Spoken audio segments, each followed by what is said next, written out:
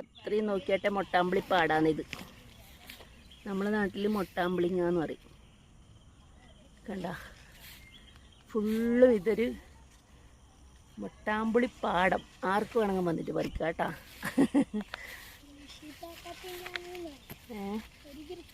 ഇത് നമ്മളൊരു കൃഷിത്തോട്ടത്തിലേ ഉള്ളത്, നമ്മളെ പ്രസാദേട്ടൻ്റെ കൃഷിത്തോട്ടത്തിലെ മൊട്ടാമ്പിളീൻ്റെ ഒരുപാട് തൈകളുണ്ട് ഇവിടെ.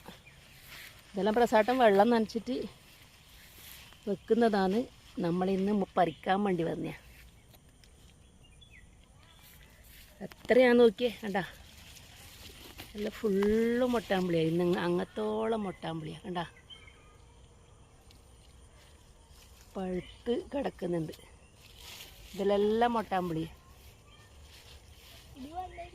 ഫുള്ളുണ്ട് സൈഡെല്ലാം.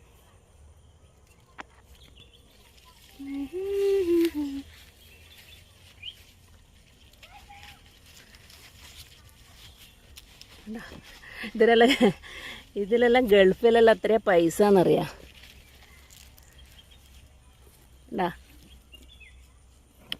ആഹാ